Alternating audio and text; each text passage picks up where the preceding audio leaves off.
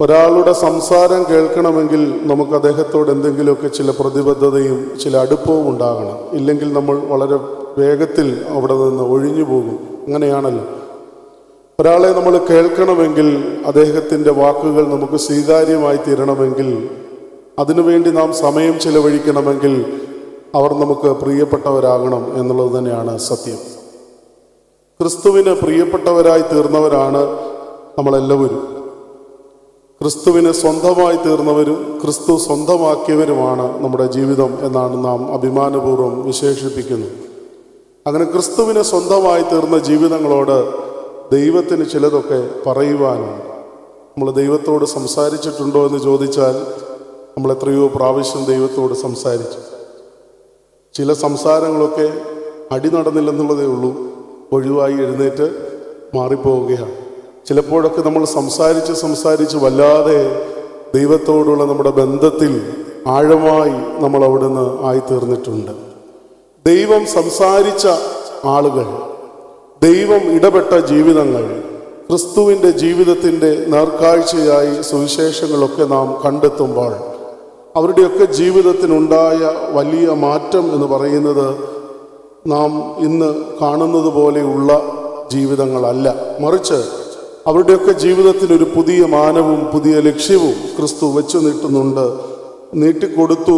അതിലവർ പരിലസിക്കുവാനായിട്ട് അങ്ങേയറ്റം പരിശ്രമിച്ചു എന്നുള്ളതാണ്. നാം ദൈവത്തോട് സംസാരിക്കുന്നെന്ന് പറയുമ്പോഴും ദൈവം നമ്മളോട് സംസാരിക്കുന്നുണ്ട് എന്ന് അഭിമാനത്തോടുകൂടി നാം ഓർത്തിരിക്കുമ്പോഴും പലപ്പോഴും അത്രമാത്രമൊന്നും നമ്മുടെ ജീവിതം അങ്ങോട്ട് വിധേയപ്പെടുത്തി കൊടുക്കുവാൻ നമ്മൾ ആരും ഉത്സാഹിക്കുന്നില്ല എന്നുള്ളതാണ് വളരെ സത്യമായിട്ടുള്ളത്. ഒരിക്കൽ ഒരു ശിഷ്യൻ ഗുരുവിൻ്റെ അടുക്കൽ വന്ന് ചോദിക്കുകയാണ്, അറിവും ബോധോദയവും തമ്മിലുള്ള വ്യത്യാസം എന്താണ്?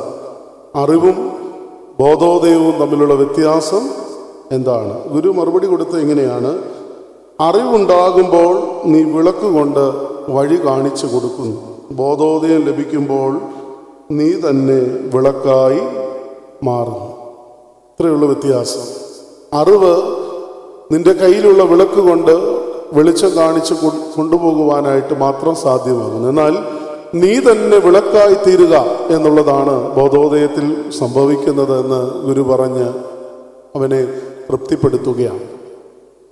വിശുദ്ധ യോഹന്നാന്റെ സുവിശേഷം 3-ാം അധ്യായത്തിൽ നമുക്ക് വളരെ പരിചിതമായ ഒരു പദമാണ്, ഒരു വ്യക്തിയാണ് നിക്കോദീമോസ് എന്നുള്ളത്. ജനതകളുടെ വിജയം, ജനങ്ങളുടെ നേതാവ് എന്നൊക്കെ അർത്ഥം കൊടുത്തിരിക്കുന്ന ഒരു നാമമാണ് നിക്കോദീമോസ്. നിക്കോദീമോസ് യേശുവിനെ കാണുവാനായിട്ട് വരുന്നുണ്ട്. എപ്പോഴാണ് വന്നത്? രാത്രിയിലാണ് വന്നത്.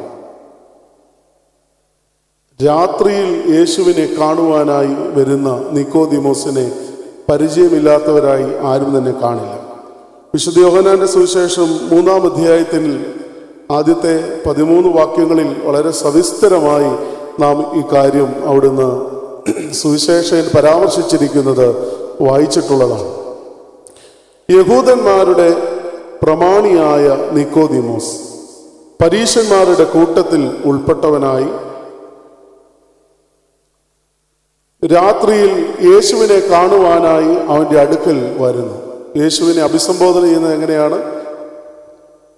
റബി, ഗുരു എന്നാണ്. റാബി എന്ന് വിളിച്ചുകൊണ്ടാണ് യേശുവിൻ്റെ അടുക്കിലേക്ക് വരുന്നത്.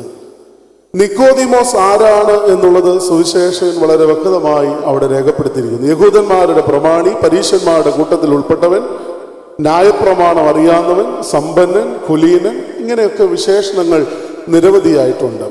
ഒരു നേതാവ് വിജയമായി തീരുന്നു എന്നുള്ള പേരിനെ വഹിച്ചുകൊണ്ട് നിക്കോദീമോസ് ജനതകളുടെ വിജയമെന്ന് തൻ്റെ പേരുകൊണ്ട് അർത്ഥപൂർണമായ ഒരു ജീവിതം നയിക്കുന്നത്. അങ്ങനെയാണല്ലോ, ജനങ്ങളുടെ നേതാവായി തീരുന്നവനെയാണ് എല്ലാവർക്കും ഇഷ്ടം.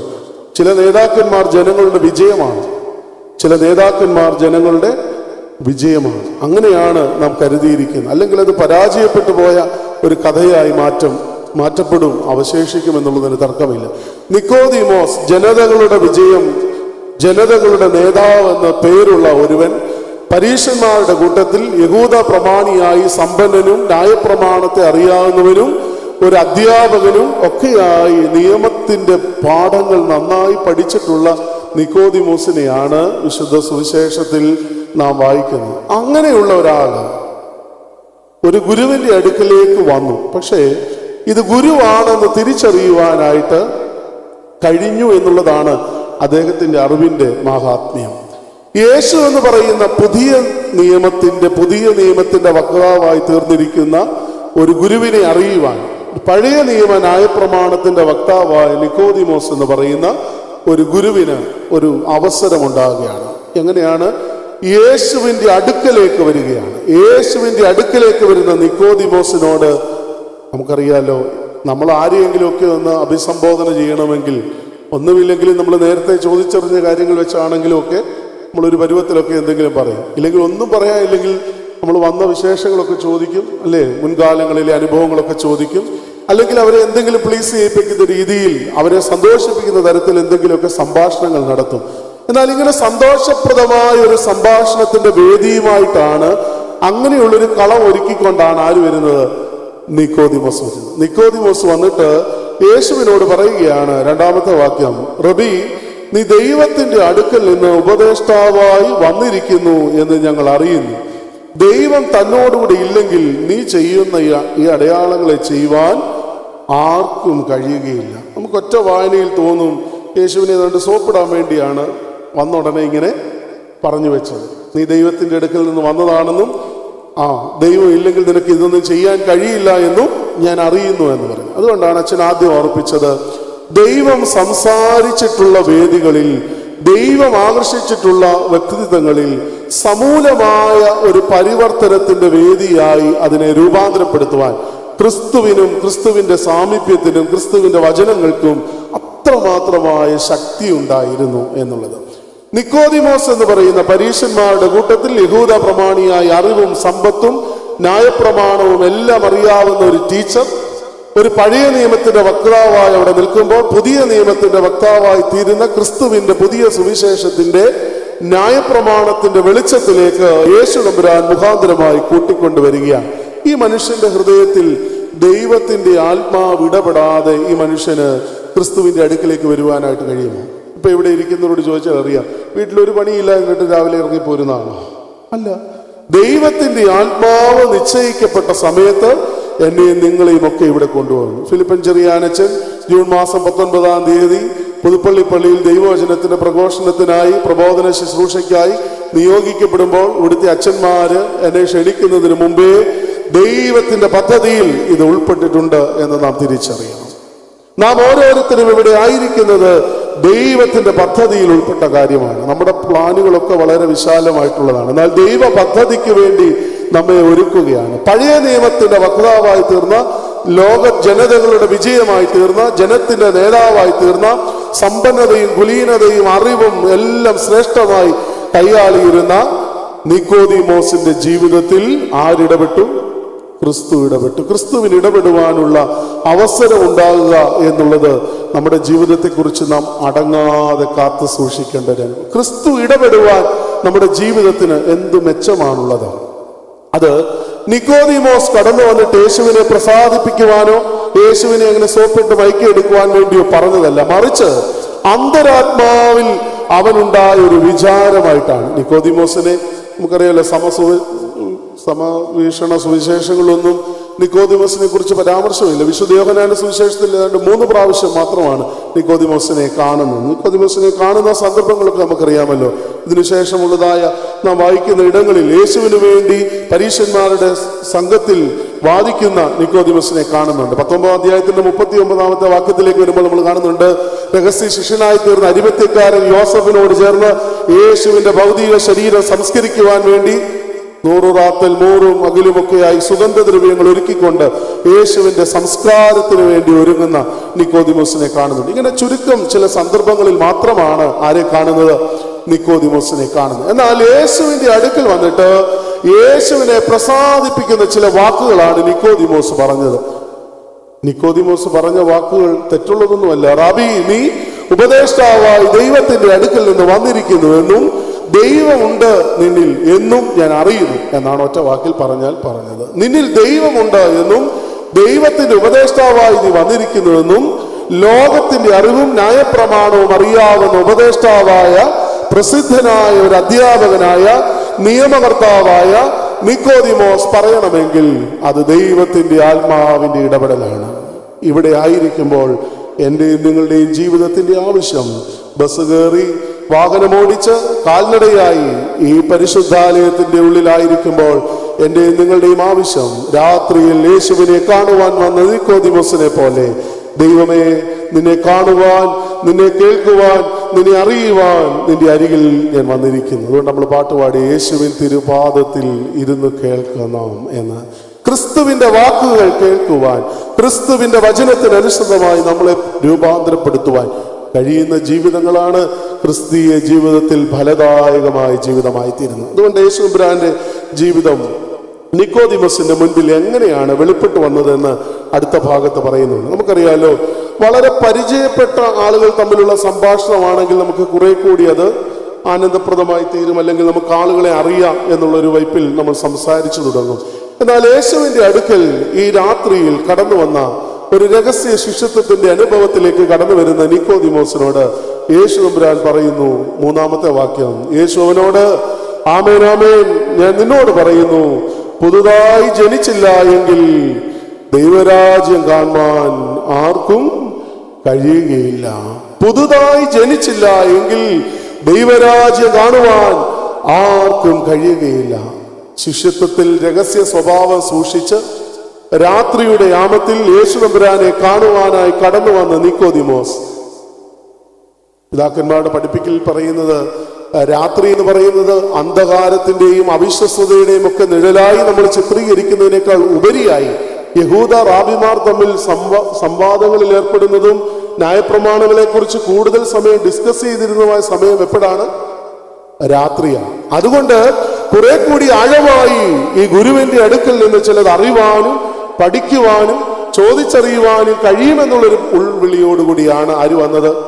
നിക്കോദിമോസ് വന്നു. വെറുതെ യേശുവിനെ കാണുവാൻ, അല്ലെങ്കിൽ അവൻ ഉൾപ്പെടുന്ന സമൂഹത്തെ ഭയപ്പെട്ടുകൊണ്ട് രാത്രിയുടെ യാമത്തിൽ വന്നു. അതൊക്കെ ശരിയായിരിക്കാം. എന്നാൽ അതിനപ്പുറമായി പറയുന്നു, കുറെ കൂടി ആഴമായി യേശുവിനെ അറിയുവാനുള്ള ആഗ്രഹത്തോടു കൂടിയാകണം ഓരോ കടന്നുവരവും. കഴിഞ്ഞ ആഴ്ചയിൽ വന്ന് വെള്ളിയാഴ്ച പ്രാർത്ഥനയിൽ സംബന്ധിച്ചതുപോലെ അല്ല, ആയുസിൽ ഒരാഴ്ച കൂടി നാം മുന്നോട്ട് പോയിരിക്കുകയാണ്. വർഷം ഇങ്ങനെ കടന്നു പോയിക്കൊണ്ടിരിക്കുകയാണ്. നമ്മുടെ ജീവിതാന്ത്യത്തോട് നമ്മൾ അടുത്തുകൊണ്ടിരിക്കുകയാണ്, അല്ലേ? സങ്കീർത്തനക്കാരൻ പറഞ്ഞ പോലെ 4 വിരൽ നീളമുള്ളത് വെള്ളത്തിലെ കുമിള പോലെ ചാഞ്ഞു പോകുന്ന നിഴൽ പോലെ എന്നൊക്കെ പറയുമ്പോഴും ഈ കഴിഞ്ഞു പോകുന്ന ദിവസങ്ങളെ പോലും നമ്മൾ എണ്ണിയെടുക്കുന്നില്ല എന്നുള്ളതല്ലേ സത്യം. ഇനി ആയുസിൽ എത്ര നിമിഷങ്ങൾ കൂടി, എത്ര ദിവസങ്ങൾ കൂടി, എത്ര സംവത്സരങ്ങൾ കൂടി നമ്മൾക്ക് ജീവിച്ചു തീർക്കുവാനുണ്ട്?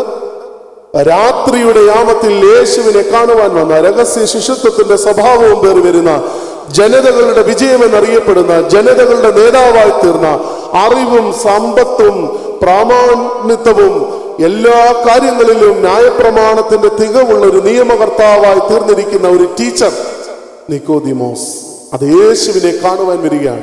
പുതിയ നിയമത്തിന്റെ വക്താവായി തീർന്നിരിക്കുന്ന, പുതിയ പ്രമാണങ്ങളെ ഉൾക്കൊണ്ടുകൊണ്ട് യേശു തമ്പുരാൻ നിക്കോദിമോസിനോട് സംസാരിച്ചു കൊടുത്തു. അതിർവരമ്പുകളില്ലാതെ യേശു അവന്റെ ജീവിതത്തിലേക്ക് കടന്നു എന്നുള്ളതാണ് പ്രസ്താവ്യമായിട്ടുള്ളത്. ഇന്ന് പലപ്പോഴും നാം ഒരാളുടെ ജീവിതത്തിലേക്ക് ഒന്ന് ഇടപെട്ട് തുടങ്ങണമെങ്കിൽ എത്ര സമയമെടുക്കും, ഇല്ലേ? നമ്മുടെ അയൽവക്കത്ത് ഒരാൾ പുതുതായിട്ട് താമസിക്കാൻ വന്നു. നമ്മൾ ആദ്യം കണ്ട ലോഹിയൊക്കെ പറഞ്ഞു, പിന്നീട് നമ്മൾ മാറിയിരുന്ന് പഠിക്കാൻ തുടങ്ങും, ഇല്ലേ? എങ്ങനെയുണ്ട്, മിണ്ടാൻ കൊള്ളുവോ, സഹവസിക്കാൻ കൊള്ളുവോ, ഇടപെടുത്താൻ കൊള്ളുവോ, ഇല്ലേ? നമ്മളെല്ലാവരും അങ്ങനെയാണ് പഠിച്ചുകൊണ്ട്. എന്നാൽ യേശുവിന്റെ അടുക്കലേക്ക് രാത്രിയിൽ വന്നിട്ട് നിക്കോദിമോസ് പറയുന്നു, റബൂനി, നീ വന്നിരിക്കുന്നത് ദൈവത്തിന്റെ അടുക്കൽ നിന്നാണ്. ദൈവത്തിന്റെ അടുക്കൽ നിന്ന് വന്നിരിക്കുന്നത് കൊണ്ട്, ഉപദേഷ്ടാവായി വന്നിരിക്കുന്നത് കൊണ്ട്, ദൈവത്തിന്റെ ആത്മാവുള്ളത് കൊണ്ട് നിനക്കിത് പ്രവർത്തിക്കുവാൻ കഴിയുന്നു. ദൈവത്തിന്റെ ആത്മാവുള്ളവനെ കണ്ടെത്തുവാൻ കഴിയുന്ന ഒരു വലിയ അവസ്ഥയിലേക്ക് യേശുവിന്റെ സാമീപ്യം കൊണ്ട് നിക്കോദിമോസ് രൂപാന്തരപ്പെടുന്നുണ്ട്. യേശുവിന്റെ അടുക്കലേക്ക് വന്ന നിക്കോദിമോസിന്റെ ജീവിതം യഹൂദ വക്താക്കൾ പറയുന്നത് പോലെ രാത്രിയുടെ യാമങ്ങളിൽ കാത്തിരുന്ന് കൂടുതൽ അറിവ് നേടുവാനുള്ള അഭിവാഞ്ചയോടുകൂടിയാണ് ആ മനുഷ്യൻ അവിടെ ആയിരിക്കുന്നത്. അവിടെയാണ് മറ്റൊരു അതിരുകളും ഇല്ലാതെ യേശു അവനോട് പറയുന്നു, എന്ത് ചെയ്യണം? ആമേൻ ആമേൻ, ഞാൻ നിന്നോട് പറയുന്നു ഇത്രമാത്രം, എന്ത് ചെയ്യണം? നീ വീണ്ടും ജനിക്കണം, ദൈവരാജ്യത്തിന് വേണ്ടി വീണ്ടും ജനിക്കണം. ഇതായിരുന്നു നിക്കോദിമോസിനോട് യേശുവിന് പറയുവാനുള്ളത്. നമ്മളെല്ലാവരും വീണ്ടും ജനിച്ചവരാണ് അല്ലെ? ക്രിസ്തുയേശുവിൽ ഞാൻ നിങ്ങളുമൊക്കെ ജ്ഞാനസ്നാനം പ്രാപിച്ച് വിശുദ്ധ സ്നാനത്താൽ വീണ്ടും ജന്മം പ്രാപിച്ച പൂർണ്ണമായ സമർപ്പണത്തിന്റെയും ആധ്യാത്മിക ജീവിതത്തിന്റെ പൂർണ്ണമായ സേവന സന്നദ്ധതയുടെയും ഒക്കെ മാതൃകയാണ് ഈ വിശുദ്ധ മാമോദീസയിലൂടെ നാം അവിടുന്ന് സ്വീകരിച്ചത്. ക്രിസ്തുവിന് വേണ്ടി പൂർണ്ണമായി സമർപ്പിക്കപ്പെട്ട അവസ്ഥയാണ്. പ്രിയപ്പെട്ടവരെ, ക്രിസ്തുവിന് വേണ്ടി സമർപ്പിതരായി തീർന്നിരിക്കുന്ന ഓരോ ഭക്തന്റെയും ജീവിതത്തിന്റെ അടങ്ങാത്ത ആവേശം ക്രിസ്തുവിന്റെ വചനങ്ങൾക്ക്, ക്രിസ്തുവിന്റെ കർമ്മമണ്ഡലങ്ങൾക്ക് കൂട്ടാകുക, അതിന് ചെവി കൊടുക്കുക, അതിനെ പങ്കുപറ്റുക എന്നുള്ളതാണ്. അങ്ങനെയെങ്കിൽ നിക്കോദീമോസ് എന്ന് പറയുന്ന ജനതകളുടെ വിജയമായി തീർന്നിരിക്കുന്ന, ആരും കാണാതെ യേശുവിന്റെ അടുക്കൽ വന്ന ഈ രഹസ്യ ശിഷ്യൻ യേശുവിൽ നിന്ന് എന്താണ് കൊണ്ടത്? ഒന്നാമതായിട്ട് നമുക്കറിയാം, ക്രിസ്തുവുമായുള്ള സംഭാഷണത്തിൽ വിശ്വാസ സാക്ഷ്യത്തിന്റെ ഒരു പുതിയ വാതിൽ ആര് തുറന്നു കൊടുത്തു? നിക്കോദീമോസിന് തുറന്നു കിട്ടുകയാണ്. യേശു മുഖാന്തരമുള്ള സംഭാഷണത്തിൽ നിക്കോദീമോസിന് വിശ്വാസ സാക്ഷ്യത്തിന്റെ ഒരു പുതിയ പാത തുറക്കുവാൻ കഴിയും. നമ്മുടെയൊക്കെ ക്രിസ്തുവുമായുള്ള സംഭാഷണത്തിൽ നാം പ്രാപിച്ചിരിക്കുന്ന ജ്ഞാനസ്നാനത്തിന്റെ അനുഭവങ്ങളിലൂടെ യേശു ആഗ്രഹിച്ചതും ഇത് തന്നെയാണ്. വിശ്വാസ സാക്ഷ്യത്തിന്റെ പുതിയ വാതിലുകൾ നമുക്കായി തുറന്നു കിട്ടണം. വിശുദ്ധ സുവിശേഷത്തിൽ നമുക്കറിയാലോ, വിശുദ്ധ യോഹന്നാന്റെ സുവിശേഷം അറിയപ്പെടുന്നത് ദ ബുക്ക് ഓഫ് സയൻസ്, അടയാളങ്ങളുടെ പുസ്തകം എന്നാണ്. കാനാവിൽ തുടങ്ങി കാനാവിൽ അവസാനിക്കുന്ന അടയാളങ്ങളുടെ പുസ്തകമായി ആദ്യത്തെ കുറെ അധ്യായങ്ങൾ നമ്മൾ പരിചയപ്പെടുന്നുണ്ടല്ലോ. യേശു അങ്ങനെ ചെയ്ത അത്ഭുതങ്ങൾ നാം വായിച്ചെടുക്കുമ്പോൾ യേശുവിനോട് പങ്കുപറ്റുവാൻ, കൂടെ ചേരുവാൻ ആഗ്രഹിച്ച ഒരുപാട് ആളുകൾ ഉണ്ടായിരുന്നു. 5-ാം അധ്യായത്തിലേക്ക് വരുമ്പോൾ നാം കണ്ടുമുട്ടുന്നത് രാജഭൃത്യന്റെ മകന് സൗഖ്യം കൊടുക്കുന്നതാണല്ലോ. യേശുവരാനോട് പറയുന്ന വാക്ക് ഇങ്ങനെ തന്നെയാണ്. 5-ാം അധ്യായത്തിന്റെ അവസാന ഭാഗത്തേക്ക് വരുമ്പോൾ നാം കാണുന്നുണ്ട്, ഇവിടെ പറയാണ്, നിങ്ങൾ അത്ഭുതങ്ങളും അടയാളങ്ങളും ഒക്കെ കണ്ടിട്ടേ വിശ്വസിക്കുകയുള്ളൂ എന്നുണ്ടോ എന്നാണ് ചോദിക്കുന്നത്. അത്ഭുതങ്ങളും അടയാളങ്ങളും മാത്രം കണ്ടിട്ട് വിശ്വസിക്കുവാനായിട്ടാണ് ഇരിക്കുന്നത്. എന്നാൽ ആ രാജഭൃത്യന്റെ മകന് സൗഖ്യമുണ്ടാകുമ്പോൾ, അവൻ മരണത്തിൽ നിന്ന് വിടുവിക്കപ്പെടുമ്പോൾ, അവന് സൗഖ്യമുണ്ടാകുമ്പോൾ ദൈവത്തിന്റെ വാക്കിന്റെ വില, ആ മനുഷ്യന്റെ വിശ്വാസം, ഇതെല്ലാം വളരെ പ്രസക്തമാണ്. യേശു ക്രിസ്തുവിന്റെ വാക്കിനുണ്ടായിരുന്ന വില എന്ന് പറയുന്നത് അതിശ്രേഷ്ഠമായിട്ടുള്ള സ്ഥാനമായി കാണുവാൻ കഴിയണം. ദൈവത്തിന്റെ വാക്കുകൾ ഇരുവായ്ത്തലയുള്ള വാളിനേക്കാൾ മൂർച്ചയേറിയതും അസ്ഥികളെയും സദ്യമഞ്ചകളെയും ഒക്കെ തുളച്ചു ചെല്ലുവാനും കഴിയുന്നതാണ് എന്നാണ് ഭാഗ്യസ്മരണാർഹനായ ഉസ്താദ് തിരുമേനി പാട്ടുകളൊക്കെ എഴുതിയപ്പോൾ അത് കൂട്ടത്തിൽ എഴുതിയ പാട്ടിൽ ഇങ്ങനെയുണ്ട്, വചനമെന്ന വാളുകൊണ്ട് ചങ്കിൽ വെട്ടണം എന്ന്. പ്രിയപ്പെട്ടവരെ, നമുക്ക് പ്രിയപ്പെട്ടതാണ് ഏത്? ചങ്ക് അല്ലേ? പ്രിയ പിള്ളേരൊക്കെ പറയുന്നത് എൻ്റെ ചങ്കാണെന്നാണ് പറയുന്നത് അല്ലേ?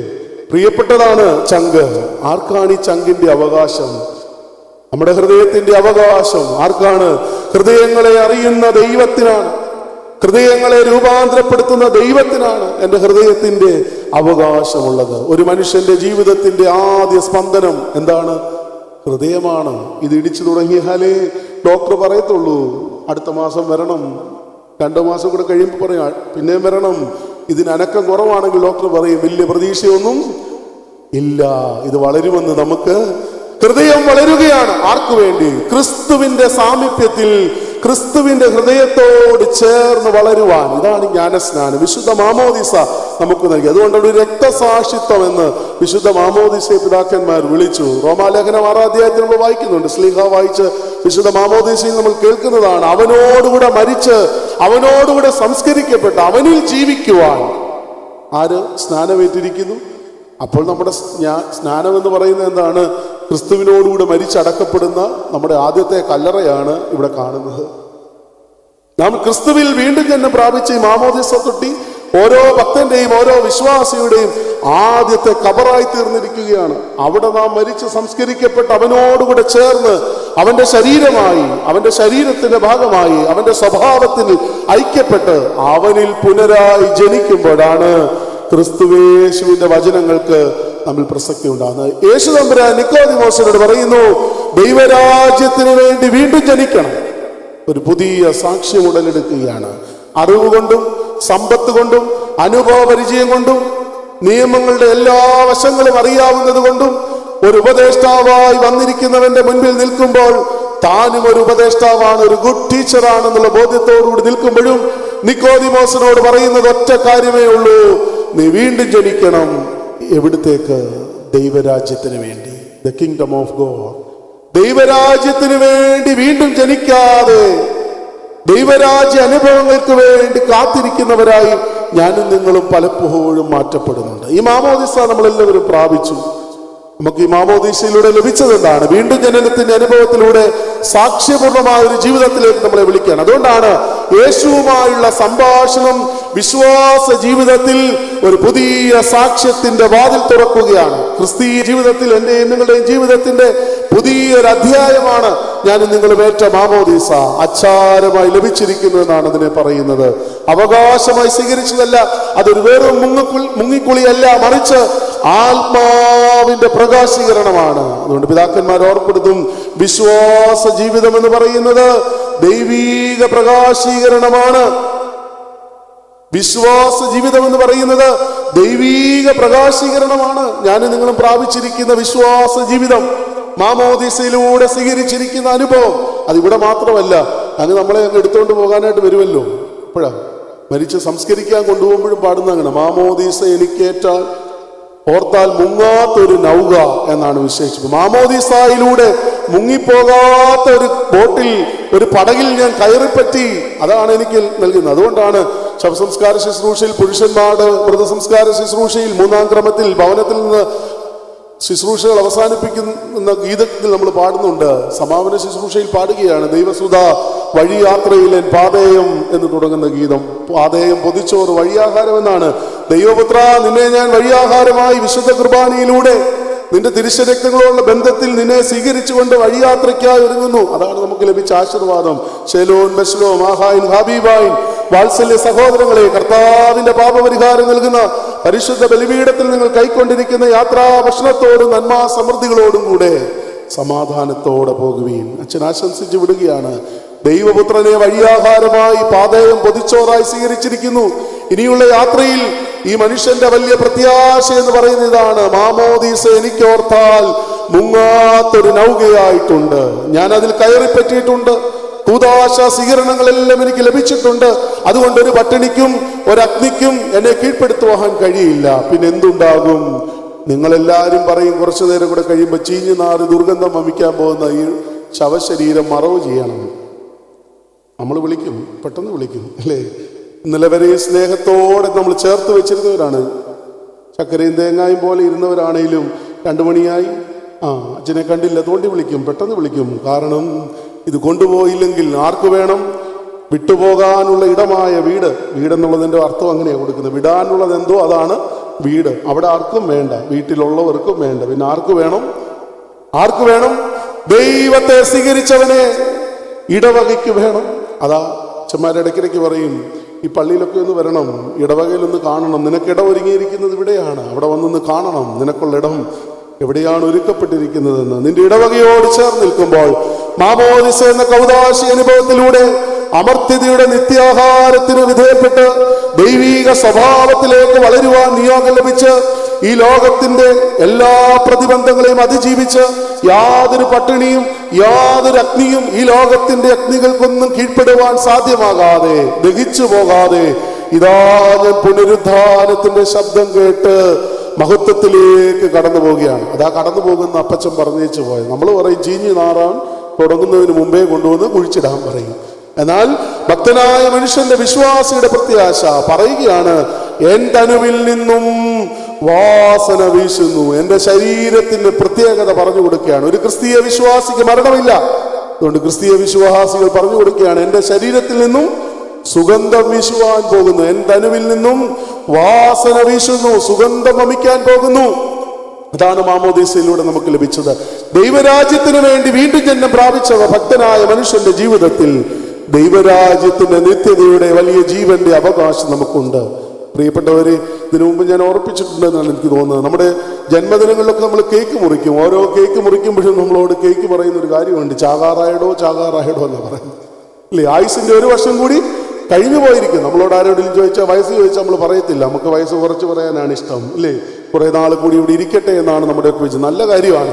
എന്നാൽ ഈ കേക്ക് പറയുന്നുണ്ട് ചാകാറായി കേട്ടോ, ആയുസ്സിൽ 1 വർഷം കൂടി പോയി കിട്ടിയിട്ടുണ്ട്. അതുകൊണ്ട് മുറിച്ചോ, കഴിച്ചോ, തേച്ചോ. അടുത്ത വർഷവും നമ്മൾ കാത്തിരിക്കുകയാണ് കേക്ക് മുറിക്കുവാൻ. പ്രിയപ്പെട്ടവരെ, കടന്നു പോകുന്ന ഭക്തനായ മനുഷ്യൻ പറയുന്നു, എന്റെ ശരീരത്തിൽ നിന്നൊരു സുഗന്ധം വീശുന്നുണ്ട്. അത് മാമോദിസയാകുന്ന സഭാനൗകയിലേക്കുള്ള പ്രവേശനത്തിലൂടെ, കൗദാശിക സ്വീകരണങ്ങളിലൂടെ, അമർത്യതയുടെ ആഹാരമായ ദ മെഡിസിൻ ഓഫ് ഇമ്മോർട്ടാലിറ്റി, കർത്താവിന്റെ തിരുശരക്തങ്ങളുടെ പങ്കുപറ്റലോടുകൂടി അവന്റെ സ്വഭാവത്തോട് ഐക്യപ്പെട്ടത് കൊണ്ട് എനിക്ക് ലഭിച്ചതാണ്, അച്ചാരമായി ലഭിച്ചതാണ്. ആത്മസമർപ്പണത്തിന്റെയും പൂർണ്ണമായ വിധേയത്വത്തിന്റെയും ദൈവീക പരിവേഷത്തിന്റെയും അനുഭവമായി ഞാനതിനെ കാത്തു സൂക്ഷിക്കണം. അതുകൊണ്ട് പഴയ നിയമങ്ങളിലൊക്കെ നാം വായിക്കുന്നിടത്തും ദൈവത്തിന്റെ ആത്മാവിനെ കുറിച്ച് പറഞ്ഞിട്ടുണ്ടോ എന്ന് ചില ചോദ്യങ്ങൾ ചില ആളുകൾ ചോദിക്കാറുണ്ട്. പരിശുദ്ധാത്മാവ് പുതിയ നിയമത്തിൽ വെളിപ്പെട്ടതല്ല. ദൈവത്തിന്റെ ആത്മാവ് വെള്ളത്തിന്മീതെ പരിവർത്തിച്ചു കൊണ്ടിരുന്നു. തിരുവചനത്തിൽ നമ്മൾ വായിക്കുന്നത് അങ്ങനെയാണ് ആദ്യത്തിൽ, അല്ലേ? ദൈവത്തിന്റെ ആത്മാവ് വെള്ളത്തിന്മീതെ പരിവർത്തിച്ചു കൊണ്ടിരുന്നു. ദൈവത്തിന്റെ ആത്മാവുള്ള ഇടങ്ങൾ നാം കണ്ടെത്തിയിട്ടുണ്ട്. യെഹെസ്കേൽ പ്രവചനം 18:31 36:26 ഓർമ്മപ്പെടുത്തുന്നു, ഞാൻ നിനക്ക് പുതിയൊരു ഹൃദയവും പുതിയൊരു ആത്മാവിനെയും നൽകും. ഞാൻ നിനക്ക് പുതിയൊരു ഹൃദയവും പുതിയൊരു ആത്മാവിനെയും നൽകും. വീട്ടിൽ ചെന്നിട്ടൊന്ന് വായിക്കണം. യെഹെസ്കേൽ പ്രവാചകന്റെ പുസ്തകം 18-ാം അധ്യായം 31-ാം വാക്യത്തിന് മുമ്പ് പറയുകയാണ്, നീ സഞ്ചരിച്ചിരുന്ന നാശത്തിന്റെ വഴികളെയൊക്കെ നീ വിട്ടിട്ട് ദൈവത്തിന്റെ വാക്കുകൾക്ക് ചെവി കൊടുത്ത് അവങ്കിലേക്ക് മനം തിരിഞ്ഞു വരുമെങ്കിൽ, പ്രവാചകൻ പറയുകയാണ്, അവൻ നിനക്ക് പുതിയ ഹൃദയം തരും. അവൻ നിനക്ക് പുതിയൊരു ആത്മാവിനെ പകർന്നു നൽകും. ഈ പുതിയ ഹൃദയത്തിനായി, ഈ പുതിയ ആത്മാവിന്റെ അനുഭവത്തിനായി നിക്കോദിമോസ് എന്ന് പറയുന്ന പ്രമാണിത്വമുള്ള മനുഷ്യൻ അവിടുന്ന് ജനിക്കാൻ പോവുകയാണ്. യേശു തമ്പുരാൻ പറഞ്ഞു, വെള്ളത്താലും ആത്മാവാലും നീ വീണ്ടും ജനിക്കണം. ഈ മാമോദീസയിലൂടെ നാം പ്രാപിച്ച വെള്ളത്താലുള്ള ജനനം നമുക്ക് ദൃശ്യമായിട്ടുള്ളതാണ്. പക്ഷെ ഈ ആത്മാവിലുള്ള ജനനം നമുക്ക് അദൃശ്യമായിരുന്നു, അല്ലേ? വെള്ളത്താലുള്ള ജനനം നമുക്ക് വളരെ ദൃശ്യമാണ്. മാമോദീസ തൊട്ടിയിൽ ചൂടുവെള്ളവും പച്ചവെള്ളവും ഒക്കെ ഒഴിച്ച്, എന്നാൽ പരിശുദ്ധാത്മാവിന്റെ ആവാസത്താൽ നിറയപ്പെട്ട ജീവിതങ്ങളായി ആത്മാവിലുള്ള ജനനം നമ്മൾ എങ്ങനെ തിരിച്ചറിയുന്നത്? പരിശുദ്ധ മൂറോന്റെ സംസർഗം കൊണ്ട്, ആ ജലത്തിലേക്ക് അതിനെ വ്യാപിപ്പിച്ചുകൊണ്ട്, പ്രാർത്ഥനകൾ ചൊല്ലിക്കൊണ്ട് കാർമികൻ ഈ ജലത്തിലേക്കാണ് ഓരോ സ്നാനാർത്ഥിയെയും സ്നാനപ്പെടുത്തുന്നത്. വിശുദ്ധ മാമോദിസ മുഴുകലിൽ നാം സ്വീകരിക്കുന്നതാണ്. അതുകൊണ്ടാണ് പരിശുദ്ധ മൂറോന്റെ പരിമളവാസനയുടെ അവസ്ഥ വിശുദ്ധ മാമോദിസയെ തുടർന്ന് പരിശുദ്ധാത്മാവിന്റെ ആവരണമായി എന്റെയും നിങ്ങളുടെയും ശരീരത്തിൽ തേച്ച് പിടിപ്പിച്ച് എല്ലാ ഇന്ദ്രിയങ്ങളെയും ഇങ്ങനെ സ്പർശിച്ച് ഉച്ചി തൊട്ട് ഉള്ളങ്കാൽ വരെയും കാർമികൻ ഇത് തേച്ച് പിടിപ്പിക്കുകയാണ്. നമ്മുടെ രൂപം എന്തെന്ന് ചോദിച്ചാൽ ക്രിസ്തുവിന്റെ കരമോടിയ രൂപമാണ്. ക്രിസ്തുവിന്റെ രൂപമാണ് നമുക്കുള്ളത്. നമ്മുടെ രൂപത്തെക്കുറിച്ച് ചോദിച്ചാൽ നമ്മൾ പറയുന്ന ഒരേ ഒരു കാര്യമേ ഉള്ളൂ. എന്താണ് നമ്മുടെ രൂപം? ആരുടെ രൂപമാണ്? ചില പിള്ളേരെയൊക്കെ കണ്ടു കഴിയുമ്പോൾ പറയും, അപ്പച്ചൻ്റെ അതേ മൂക്കാന്ന് പറയും, അല്ലേ? അമ്മാച്ചൻ്റെ അതേ മുഖമാന്ന് പറയും. നമ്മളിങ്ങനെ പറഞ്ഞു വെക്കും. പക്ഷെ നമുക്ക് ഒറ്റ രൂപമേ ഉള്ളൂ. സെമിത്തേരി തുറന്ന് നോക്കിയാൽ മതി, ഒറ്റ രൂപമേ ഉള്ളൂ. ചാണ്ടിയുടേതാണോ തോമാടേതാണോ മറിയാമ്മയുടേതാണോ എന്ന് അറിയാൻ മേലാത്ത വിധത്തിലാണ് കിടക്കുന്നത്. പക്ഷെ ഒരു ഉറപ്പ് നമുക്കുണ്ട്, ദൈവത്തിന്റെ കരമോടിയ പരിശുദ്ധാത്മാവിന്റെ ആവരണം കൊണ്ട് പൊതിയപ്പെട്ടതാണ് എന്റെയും നിങ്ങളുടെയും ജീവിതം. എന്റെയും നിങ്ങളുടെയും ജീവിതത്തെ ആരാണ് പൊതിഞ്ഞ് സൂക്ഷിക്കുന്നത്? ആത്മാവ് പൊതിഞ്ഞ് സൂക്ഷിക്കുന്നു. ഇതിന്റെ പ്രതീകാത്മക കർമ്മമായി ഈ ജ്ഞാനസ്നാനം പ്രാപിച്ചു കഴിയുമ്പോൾ വെളുത്ത വസ്ത്രമൊക്കെ ധരിപ്പിച്ചേച്ച് സഭാമാതാവിന്റെ ഉദരത്തിൽ നിന്ന്, കന്യാമറിയാമിന്റെ ഉദരത്തിൽ നിന്ന് കർത്താവ് എന്നതുപോലെ സഭാമാതാവിന്റെ ഉദരത്തിൽ നിന്ന് ഒരു ലേബർ റൂമിൽ നിന്ന് ഒരു കുഞ്ഞിനെ കിട്ടുന്നത് പോലെ ഇതാ മാമോദിസ മുഖ്യ ഒരു വെള്ളത്തുണിയിലേക്ക് പൊതിഞ്ഞ് ഇതിനെ കിട്ടുകയാണ്. ഈ വെള്ളത്തുണി കൂട്ടി തുന്നിച്ച് പള്ളിയിൽ ഇട്ടുകൊണ്ട് വരാനാണ് അച്ഛന്മാർ പറഞ്ഞുകൊണ്ടിരുന്നത്. എന്നാൽ നമുക്കിന്ന് പള്ളി വരുമ്പോൾ ഈ വെള്ളയുമില്ല, പോയി. അപ്പോൾ നമ്മൾ ഓർക്കും പള്ളി വരുമ്പോൾ മാത്രമാണ്. സ്കൂളിൽ പോകുന്ന ഒരു കുട്ടിയെ ചോദിച്ചാൽ, നമ്മൾ കുട്ടിയോട് ചോദിച്ചാൽ പറയും, സ്കൂളിൽ യൂണിഫോം ഇടാതെ ചെന്ന് കഴിഞ്ഞാൽ എന്താ? അച്ചടക്കത്തിന്റെ പ്രതീകമാണ്. അപ്പൊ ഒരു അച്ചടക്കം ഇല്ലാതെ വരാൻ പറ്റുന്ന ഇടമാണോ പള്ളി? അല്ല.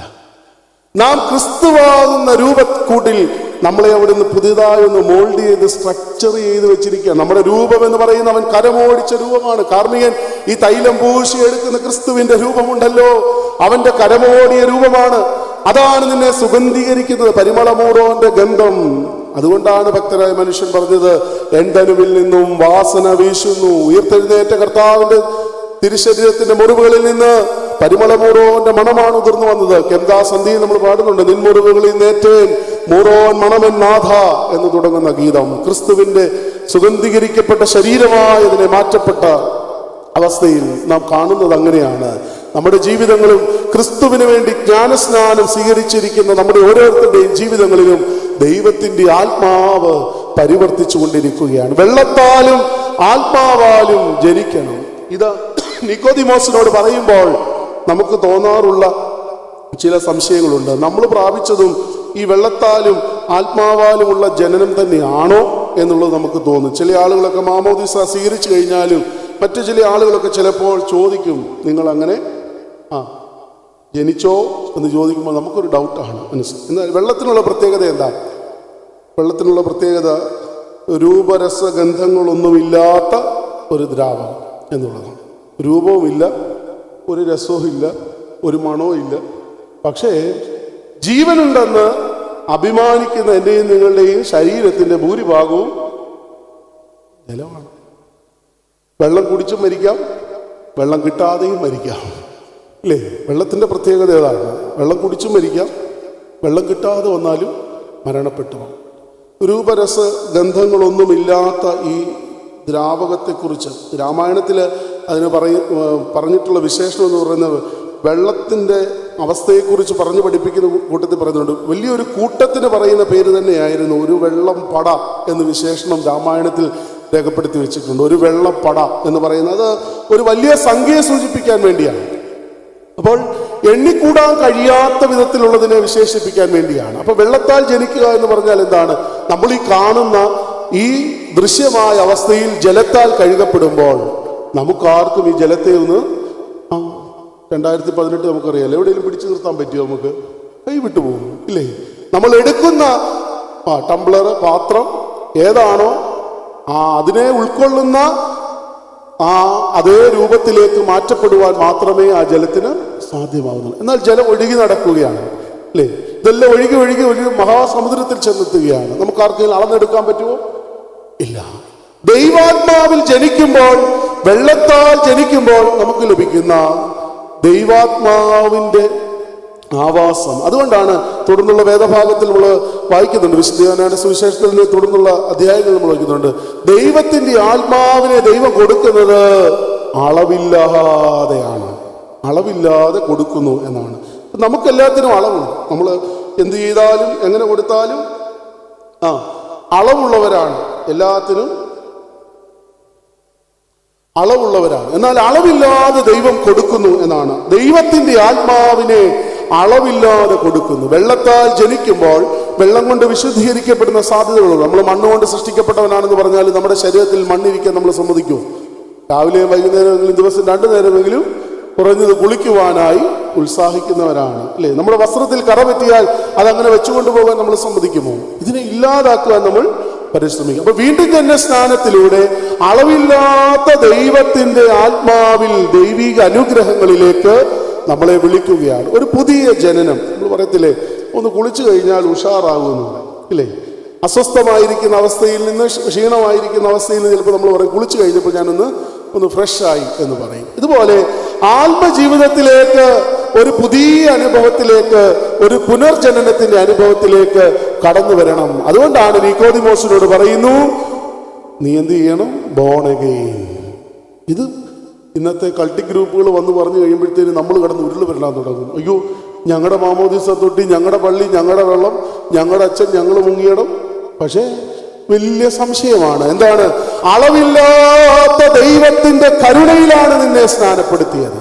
ഈ വെള്ളം നമുക്കാർക്കും അളന്നെടുക്കുവാൻ കഴിയാത്തതാണ്. പക്ഷേ ഇത് നമ്മുടെ ഉള്ളിലുണ്ട്. അല്പസ്വല്പം ക്ഷീണാവസ്ഥയുണ്ടായി നമ്മുടെ ശരീരത്തിൽ നിന്ന് ജലം നഷ്ടപ്പെട്ടു കഴിഞ്ഞാൽ തന്നെ നമ്മൾ ആകപ്പാടെ എന്തായി തീരും? തളർച്ചയാണ്, അല്ലേ? ചെറിയൊരു അസ്വസ്ഥത നമ്മുടെ ജീവിതത്തിൽ ഉണ്ടായി, നമ്മുടെ ശരീരത്തിൽ ഉണ്ടായി, രോഗാതുരമായി കഴിഞ്ഞു, നമ്മുടെ ശരീരത്തിൽ നിന്ന് ജലാംശം നഷ്ടപ്പെട്ടുകൊണ്ടിരിക്കുന്നു എന്ന് നമുക്ക് തോന്നിയാൽ കാണാൻ ചെന്നാൽ തന്നെ വൈദ്യൻ ഉടനെ പറയുന്നത് എന്താണ്? ധാരാളം വെള്ളം കുടിക്കണം എന്നാണ്. നമ്മൾ പലപ്പോഴും നമ്മുടെ ജീവിതത്തെക്കുറിച്ച് ഉത്സാഹമുള്ളവരാണ്. നമ്മുടെ ആത്മജീവിതത്തെക്കുറിച്ച് യേശു തമ്പുരാൻ പറയുന്നു നിക്കോദിമോസിനോട്, വെള്ളത്താലും ആത്മാവാലും നീ വീണ്ടും ജനിക്കണം. എവിടത്തേക്ക്? ദൈവരാജ്യ അനുഭവങ്ങൾക്ക് വേണ്ടി. ദൈവരാജ്യ അനുഭവങ്ങൾക്ക് വേണ്ടി വീണ്ടും ജനനം പ്രാപിക്കുവാൻ നിക്കോദിമോസിനെ വിളിക്കുന്ന യേശു തമ്പുരാന്റെ ജീവിതം അവന്റെ ജീവിതത്തിന്റെ ഒരു പുതിയ നേർക്കാഴ്ചയാണ്. പ്രിയപ്പെട്ടവരെ, വിശ്വാസ ജീവിതത്തിൽ ദൈവീക സാക്ഷീകരണത്തിന്റെ പുതിയ വാതിലുകൾ തുറക്കപ്പെടുമ്പോഴാണ് ഒരു വിശ്വാസി, ഒരു ഭക്തൻ ക്രിസ്തുവിന്റെ, ദൈവത്തിന്റെ വചനങ്ങൾക്ക് ചെവിക്കൊണ്ടവനായി തീരുന്നത്, അവന്റെ പ്രവർത്തനങ്ങൾക്ക് കൂട്ടവകാശികളായി തീരുന്നത്. ഗലീല പ്രദേശം മുഴുവൻ സഞ്ചരിച്ച യേശു തമ്പുരാൻ ഒരുപാട് അത്ഭുതങ്ങൾ ചെയ്ത അത്ഭുതങ്ങളൊക്കെ കണ്ടിട്ടും ജനം പിന്നെയും അടയാളങ്ങൾക്ക് വേണ്ടി കാത്തു നിൽക്കുന്നു. അതുകൊണ്ടാണ് 5-ാം അധ്യായത്തിൽ വിശുദ്ധ യോഹന്നാന്റെ സുവിശേഷത്തിൽ രാജഭൃത്യന്റെ മകനെ സുഖപ്പെടുത്തുമ്പോൾ യേശു തമ്പുരാൻ അങ്ങനെ തന്നെ ചോദിച്ചത്, നീ വീണ്ടും നിങ്ങൾ അടയാളങ്ങൾക്ക് വേണ്ടി കാത്തിരിക്കുകയാണോ? അല്ലേ? ഒറ്റ ചോദ്യമേ ചോദിച്ചുള്ളൂ, നീ വിശ്വസിക്കുന്നുവോ? ആ മനുഷ്യൻ അവന്റെ വാക്കുപോലെ അത് ഭവിച്ചു. അവിടെ ചെന്നിട്ട് അവന്റെ ഭവനക്കാരോട് ചോദിക്കുകയാണ്, ഏത് സമയത്താണ് മകൻ സുഖപ്പെട്ടത്? അവൻ ഓർത്തു വെച്ചു. അവൻ കൽപ്പിച്ച അതേ നാഴികയിൽ തന്നെ തന്റെ മകന് സൗഖ്യം വന്നല്ലോ. എന്തോ ഒരു വിശ്വാസമാണ്. ദൈവത്തിന്റെ വാക്കിന്റെ ശക്തി എത്ര വലുതാണ് അല്ലേ?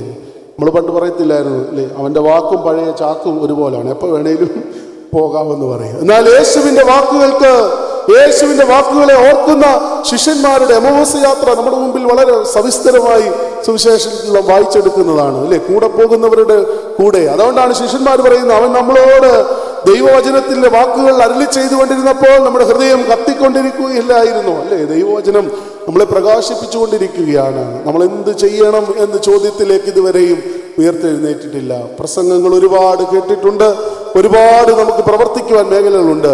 അറിവ് കൊണ്ട്, സമ്പത്ത് കൊണ്ട്, പ്രാമാണിത്വം കൊണ്ടും, നിയമങ്ങളുടെ കൈകാര്യം ചെയ്യലുകൾ കൊണ്ടും ഒരു നല്ല ടീച്ചറായിരിക്കുന്ന നിക്കോദിമോസിനോട് മുഖവുരയില്ലാതെ യേശു തമ്പുരാൻ പറഞ്ഞ ഒറ്റ ഒരു കാര്യമേ ഉള്ളൂ, വെള്ളത്താലും ആത്മാവാലും വീണ്ടും ജനിച്ചില്ല എങ്കിൽ ദൈവരാജ്യം നിനക്ക് സാധ്യമാകുകയില്ല.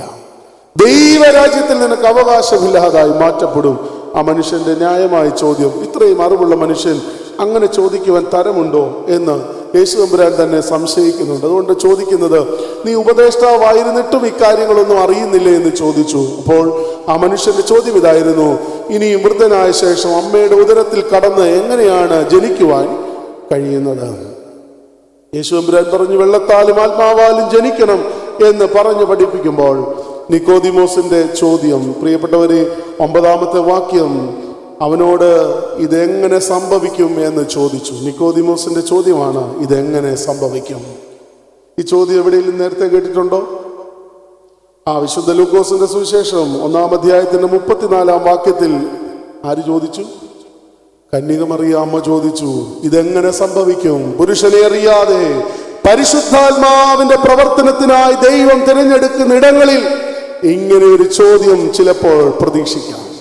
ഇതെങ്ങനെ സംഭവിക്കും? ന്യായമായി നമ്മൾ ചോദിച്ചിട്ടില്ലേ, ഞാൻ പ്രാപിച്ച ജ്ഞാനസ്നാനം എങ്ങനെയാണ് ക്രിസ്തുവിനോട് ഐക്യപ്പെടുവാൻ, അവന്റെ പ്രവർത്തനങ്ങൾക്ക് കൂട്ടവകാശം ഉണ്ടാകുവാൻ, അവന്റെ സ്വഭാവത്തോട് ചേർന്നിരിക്കുവാൻ, അവന്റെ കർമ്മമണ്ഡലങ്ങളിൽ അവനോടൊപ്പമായിരിക്കുവാനുള്ള നിയോഗമാണ് എന്നെ ഏൽപ്പിച്ചിരിക്കുന്നത് എന്ന് ഞാൻ തിരിച്ചറിയാതെ പോകുമ്പോൾ നമ്മൾ നമ്മോട് തന്നെ ചോദിക്കും, ദൈവമേ ഇതെങ്ങനെ സംഭവിക്കും? നമ്മുടെ ജീവിതങ്ങളിൽ ഒരു പുനർക്രമീകരണം ആവശ്യമാണ്. ഈ അറിവുള്ള മനുഷ്യൻ ചോദിക്കുകയാണ്, ഇതെങ്ങനെ സംഭവിക്കും? യേശു തമ്പുരാൻ വളരെ സുന്ദരമായി അവനോട് പറഞ്ഞു കൊടുക്കുന്നു. യേശു അവനോട് ഉത്തരം പറഞ്ഞത്, നീ ഇസ്രായേലിന്റെ ഉപദേഷ്ടാവായിരുന്നിട്ടും ഇതറിയുന്നില്ലയോ? ഞാൻ നിന്നോട് പറയുന്നു, ഞങ്ങൾ അറിയുന്നത് പ്രസ്താവിക്കുകയും കണ്ടത് സാക്ഷീകരിക്കുകയും ചെയ്യുന്നു, ഞങ്ങളുടെ സാക്ഷ്യം നിങ്ങൾ കൈക്കൊള്ളുന്നില്ലതാനും എന്ന് പറഞ്ഞു. 8-ാമത്തെ വാക്യത്തിൽ യേശു തമ്പുരാൻ ഈ ചോദ്യങ്ങൾക്ക് മുൻപ് തന്നെ അവനോട് പറയുന്നൊരു കാര്യമുണ്ട്. കാറ്റിഷ്ടമുള്ളിടത്തെ കൂതുന്നു, അതിന്റെ ശബ്ദം നീ കേൾക്കുന്നു, എങ്കിലും അതെവിടെ നിന്ന് വരുന്നു എന്നും എവിടേക്ക് പോകുന്നു എന്നും നീ അറിയുന്നില്ല. വെള്ളത്താൽ ജനിച്ചു, ആത്മാവിൽ ജനിക്കുന്ന ജീവിതങ്ങളെ കുറിച്ച് യേശു തമ്പുരാൻ പറയുകയാണ്. ന്യൂമ, റൂഹ എന്നൊക്കെ നമ്മൾ കേട്ടിട്ടുള്ള പദങ്ങളാണ് അല്ലേ. ന്യൂമ എന്ന ഗ്രീക്കിലും റൂഹ എന്ന സുറിയാനിയിലും ഒക്കെ പറയുന്ന കാറ്റ്, ദൈവത്തിന്റെ ആത്മാവ് അല്ലേ.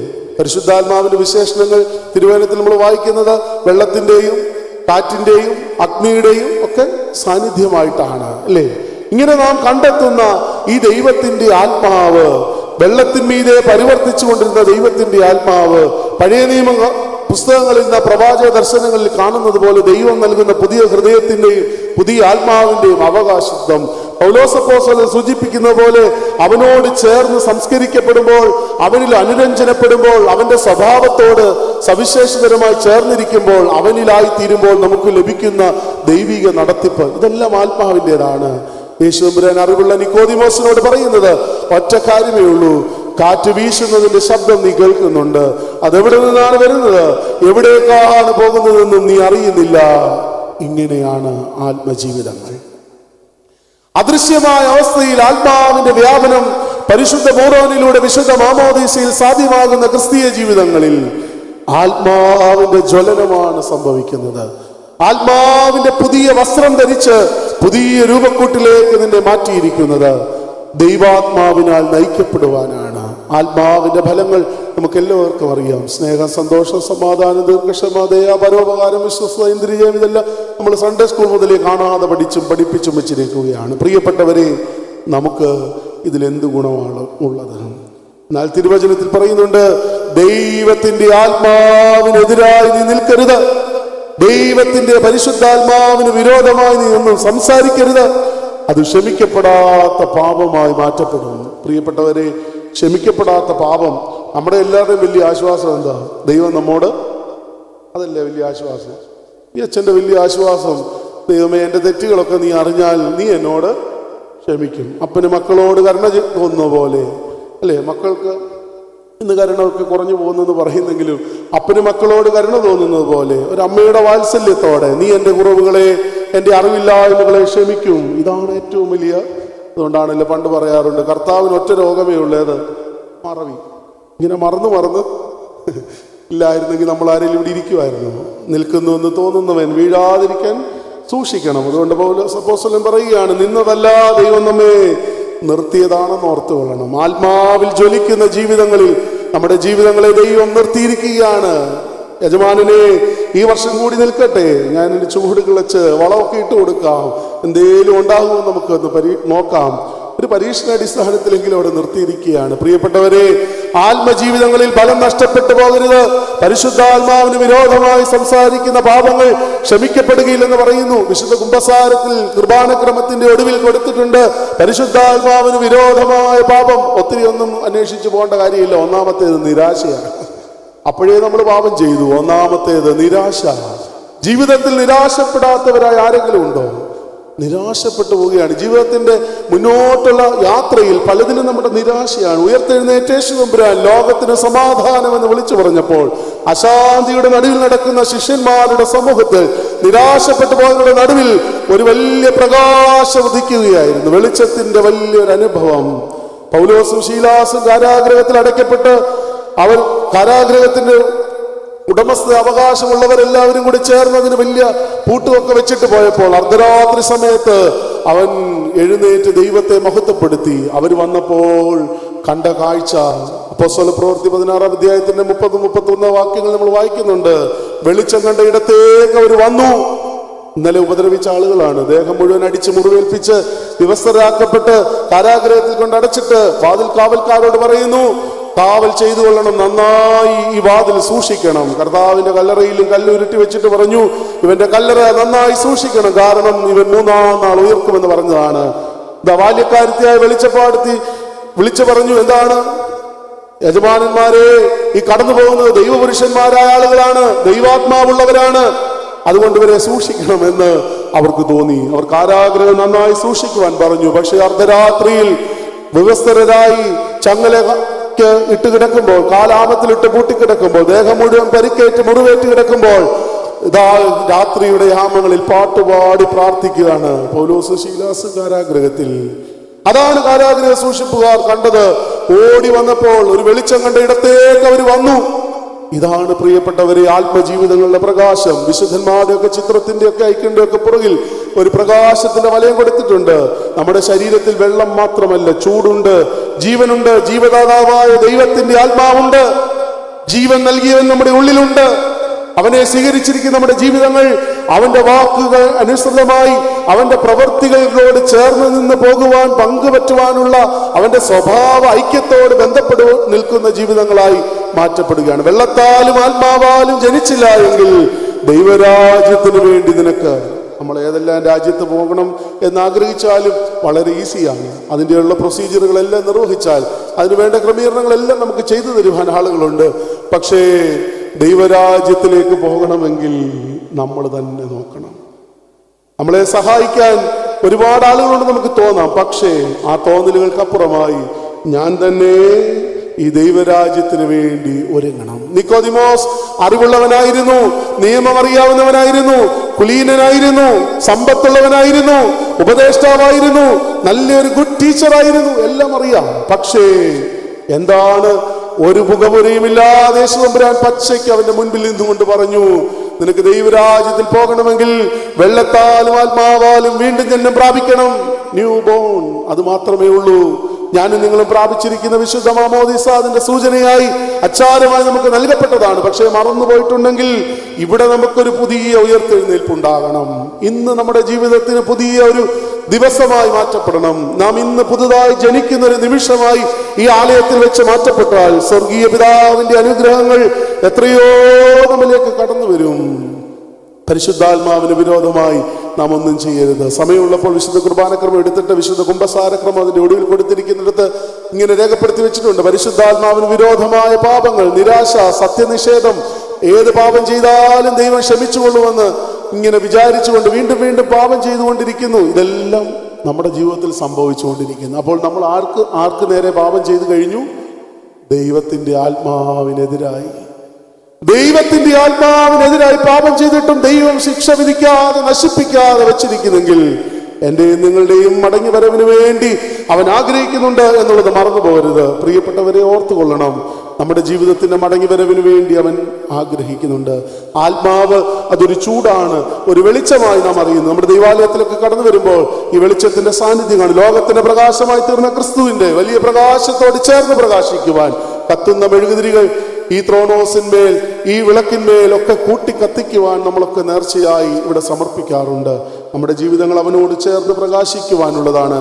കൊലോസ്യ ലേഖനം 1-ാം അധ്യായം 12-ാം വാക്യത്തിൽ പറയുന്നുണ്ട്, ആത്മജീവിതങ്ങളിൽ നയിക്കപ്പെടുന്നവർക്ക് ലഭിക്കുന്ന അവകാശത്തെക്കുറിച്ച് വിശുദ്ധന്മാർക്കുള്ള വെളിച്ചത്തിന്റെ പങ്കാണ്. നമ്മൾ പാടും, ശുദ്ധന്മാർക്കു വെളിച്ചത്തിൽ ഉള്ള അവകാശത്തിൽ പങ്കുതന്ന ദൈവത്തിനു സ്തോത്രം സ്തോത്രം. ഈ വെളിച്ചത്തിന്റെ അവകാശം വിശുദ്ധന്മാർക്ക് വേണ്ടി ദൈവം കരുതി വെച്ചതാണ്. ഞാനാകുന്ന വിശുദ്ധന് വേണ്ടി, നീ ആകുന്ന വിശുദ്ധിക്ക് വേണ്ടി ദൈവം കരുതി വെച്ച വെളിച്ചത്തിൽ നിന്ന് ഞാനും നിങ്ങളും അകന്നു പോകരുതേ. രാത്രിയിൽ നിക്കോദിമോസ് യേശുവിനെ കാണുവാൻ വന്നു. അവൻ രാത്രിയിൽ നിന്ന് പ്രകാശത്തിന്റെ വെളിച്ചത്തിലേക്ക് സഞ്ചരിച്ചു. എന്നാൽ പ്രകാശത്തിൽ ഇരുന്ന ഒരുവൻ അപ്പക്കണ്ണം വാങ്ങിച്ചുകൊണ്ട് ഇരുളിലേക്ക് പോയി മറഞ്ഞു. ആരാണ്? യൂദ. പ്രകാശത്തിന്റെ കൂടെ ഇരുന്ന് പങ്കുപറ്റിയവൻ ഇരുളിലേക്ക് പോകുവാൻ അധിക സമയമൊന്നും വേണ്ട. ശ്രദ്ധിച്ചില്ല എങ്കിൽ ജീവിതം ഇരുളടഞ്ഞതായിത്തീരും. അന്ധകാരത്തിന്റെയും അവിശ്വാസത്തിന്റെയും നാളുകളായി മാറ്റപ്പെടുവാൻ അല്പസമയം മതി. അവനോട് പങ്കുള്ള പ്രകാശത്തിൽ കൂടെ ഇരിക്കുന്നവനെ തെറ്റിച്ചു കളവാൻ ചില്ലറ നാണയങ്ങൾ മാത്രം മതിയായി വന്നു. പ്രിയപ്പെട്ടവരെ, ഒരു സ്നേഹ ചുംബനം കൊണ്ട് ഗുരുവിനെ ഒറ്റിക്കൊടുത്ത് പ്രകാശത്തിൽ നിന്ന് ദൂരെയായിപ്പോയ യൂദ നമ്മുടെ മുൻപിൽ സുവിശേഷത്തിൽ നമ്മൾ വായിക്കുന്നുണ്ടല്ലോ. പ്രിയപ്പെട്ടവരെ, അന്ധകാരത്തിൽ നിന്ന്, അറിഞ്ഞറിവിൽ നിന്ന് അറിയേണ്ട അറിവിലേക്കുള്ളൊരു പ്രയാണം ആര് നടത്തി? നിക്കോദിമോസ് നടത്തി. യേശു തമ്പുരാൻ അവരെ കളിയാക്കിക്കൊണ്ട് ചോദിച്ചതാണോ എന്ന് നമുക്ക് തോന്നും. നീ ഇസ്രായേലിന്റെ ഉപദേഷ്ടാവായിരുന്നിട്ടും നിനക്കിതൊന്നും അറിയില്ലേ? പ്രിയപ്പെട്ടവരെ, ഒന്ന് ഓർക്കണം, നമ്മുടെ അറിവും നമ്മുടെ സമ്പത്തും നമ്മുടെ പ്രാഗൽഭ്യവും നമ്മുടെ മേന്മകളും അതുക്ക് മീതെയാണ് ദൈവത്തിന്റെ അറിവ്. നാം അറിഞ്ഞിരിക്കുന്ന അറിവിനേക്കാൾ, നാം സ്വീകരിച്ചിരിക്കുന്ന മാനദണ്ഡങ്ങളെക്കാൾ അപ്പുറമായി നമ്മുടെ ജീവിതത്തെക്കുറിച്ച് കരുതി നമുക്ക് വേണ്ടി ഒരുങ്ങുന്നവനാണ് ദൈവം. എനിക്ക് തോന്നിപ്പോകാറുണ്ട് പലപ്പോഴും, ശീമോൻ പത്രോസും കൂട്ടുകാരുമൊക്കെ തിബരിയാസിന്റെ തടാകക്കരയിൽ വീണ്ടും മീൻ പിടിക്കാൻ പോകുന്ന ഒരു സന്ദർഭമുണ്ട്. വിശുദ്ധ യോഹന്നാന്റെ സുവിശേഷം അവസാന അധ്യായത്തിൽ 21 അധ്യായത്തിൽ വരുമ്പോൾ നമ്മൾ വായിക്കുന്നുണ്ട്, കുഞ്ഞുങ്ങളെ കൂട്ടുവാൻ വല്ലതുമുണ്ടോ എന്ന് ചോദിച്ചുകൊണ്ട് യേശു തമ്പുരാൻ അടുത്ത് വരുന്ന ഒരു സന്ദർഭം. ഒന്നുമില്ല എന്ന് പറയും. എന്നാൽ അത് കഴിഞ്ഞിട്ട് യേശു തമ്പുരാൻ പെരുത്ത മത്സ്യസമ്പത്തുമായി അവരെ സംതൃപ്തിപ്പെടുത്തുന്ന ഒരു അനുഭവമുണ്ട്. കരയിലേക്ക് വരുമ്പോൾ ആദ്യം കാണുന്നത് എന്താ? കനലിന്മേൽ ചുട്ടുവെച്ചിരിക്കുന്ന അപ്പവും അവർക്ക് വേണ്ടി പ്രാതലൊരുക്കി കാത്തിരിക്കുകയാണ്. മനുഷ്യന്റെ അഹങ്കാരത്തിന് അവിടെ ഒരു ഇടിവുണ്ടാകണം. കാരണം എന്റെ അധ്വാനം കൊണ്ടും എന്റെ അറിവ് കൊണ്ടും ഞാൻ നേടിയതെന്ന് അഹങ്കരിക്കുന്ന മനുഷ്യന്റെ മുൻപിൽ നിനക്ക് മുമ്പേ ഒരുക്കിയിട്ടുള്ളത് ദൈവം മാത്രമാണെന്ന് അറിയുവാൻ നിനക്ക് കഴിയണം. ഇന്ന് പലപ്പോഴും നമ്മുടെയൊക്കെ വിചാരം എന്റെ കഴിവ്, എന്റെ അറിവ്, എന്റെ മേന്മ, അതുകൊണ്ടാണ് നിക്കോദിമോസ് പേരുകൊണ്ട് അർത്ഥപൂർണമായ ഒരു അവസ്ഥയിലേക്ക് വന്നു. ജനതകളുടെ വിജയമാണ്. അവൻ നേതൃത്വം കൊടുക്കുന്ന ജനത്തിന് അവനൊരു മാതൃകയായി. ഇതുവരെയും ആരും സംസാരിച്ചിട്ടില്ലാത്തതുപോലെ അവൻ പരീശന്മാരുടെ സന്നിധി സംഘത്തിൽ യേശുവിന് വേണ്ടി സംവദിക്കുവാനായി കടന്നു ചെന്നു. അവിടെ ചില ആളുകൾ ചോദിക്കുന്നുണ്ട്, നീയും അവനോടുകൂടെ ചേർന്നിരിക്കുന്നുവോ? പ്രിയപ്പെട്ടവർ, എത്ര പെട്ടെന്നാണ് അവന്റെ ജീവിതം മാറിയത്. ഇതുവരെയും യേശു അനുഭവമാകാതിരുന്ന ജീവിതങ്ങളിൽ യേശു അനുഭവമാകുന്നത് ഇങ്ങനെയാണ്. അവന് വേണ്ടി വാദിക്കുവാൻ തുടങ്ങും. നമ്മൾ ആർക്ക് വേണ്ടി വാദിക്കും? അവരവർ ഹൃദയത്തിൽ പറഞ്ഞാൽ മതി. നമുക്ക് എവിടെയെല്ലാം വാദിക്കാൻ അവസരം കിട്ടുന്നു. നമ്മൾ എങ്ങനെ വാദിക്കും? നമ്മൾ പണ്ടത്തേതും പിന്നത്തേതും എല്ലാം മനസ്സിൽ കരുതി വെച്ചിട്ട് പക വീട്ടി വാദിക്കും, ഇല്ലേ? അവൾ എങ്ങനെയായിരുന്നു, അവൻ എങ്ങനെയായിരുന്നു എന്ന് വെച്ചിട്ട് നമ്മൾ ചോദിക്കും, എനിക്ക് വല്ല മെച്ചമുള്ളതാണെങ്കിൽ ഞാൻ അവിടെ ചേർന്ന് നിൽക്കാം. പക്ഷേ നിക്കോദിമോസ് ആത്മാവിൽ പരിവർത്തനപ്പെട്ടപ്പോൾ അവൻ ഒന്നേ ചെയ്തുള്ളൂ, അവന് വേണ്ടി വാദിക്കുവാനായി തുടങ്ങി. ദൈവവചനം കൊണ്ട്, ദൈവീകമായ കൗദാശിക അനുഭവങ്ങൾ കൊണ്ട്, ദൈവവചനത്തിൽ അടിസ്ഥാനമായ ജീവിതങ്ങൾ കൊണ്ട്, പ്രകാശീകരണം കൊണ്ട്, ആത്മജീവിതത്തിൽ ദൈവത്തിന് വേണ്ടി സാക്ഷിയാകുക. ഇതാണ് എൻ്റെയും നിങ്ങളുടെയും ജീവിതത്തിന്റെ ഉത്തരവാദിത്തം. നമുക്കെങ്ങനെയാണ് സാധിക്കുന്നത് സാക്ഷികളായി തീരുവാൻ? അവൻ വിധിക്കുവാൻ നിൽക്കുന്നവരുടെ മുൻപിൽ ചെന്നിട്ട് പറയുകയാണ്, അവൻ ചെയ്ത കുറ്റങ്ങളെ കുറിച്ചുള്ള ആരോപണങ്ങൾ അവന്റെ മേൽ ചാർത്തപ്പെടുന്ന അവനോട് തന്നെ ചോദിച്ചറിയാതെ നിങ്ങൾ ഇവനെ വിധിക്കുവാനായിട്ട്. അയ്യോ പ്രിയപ്പെട്ടവരെ, അങ്ങനെ ഒരു ചോദ്യം കേട്ടപ്പോൾ തന്നെ എന്താ ഉണ്ടായത്? തുടർന്നുള്ള ഭാഗത്ത് നമ്മൾ വായിക്കുന്നുണ്ടല്ലോ, അടുത്ത നിമിഷത്തിൽ തന്നെ അവിടെ ഉണ്ടായിരുന്നവരെല്ലാവരും എഴുന്നേറ്റ് പോയി. എഴുന്നേറ്റ് അവിടുന്ന് സ്ഥലം വിടുകയാണ്. എന്താണ് ചോദ്യത്തിന്റെ കഴമ്പ്?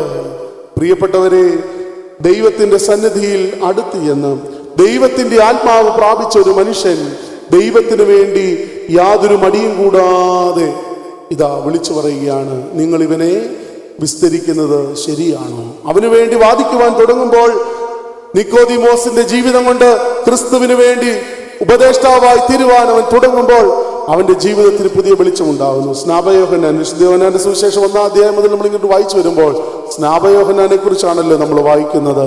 ഒരു വലിയ കൊടുങ്കാറ്റായി ആത്മപരിവേഷത്താൽ മരുഭൂമിയിലെ പൊടിക്കാറ്റിനേക്കാൾ ശക്തമായി ക്രിസ്തുവിന് വേണ്ടി അവൻ വാദിച്ചു. അവൻ പറഞ്ഞു, അവൻ വളരണം, ഞാൻ കുറയണം, എന്റെ പിന്നാലെ വരുന്നവൻ എന്നേക്കാൾ ശക്തനായവനാണ്.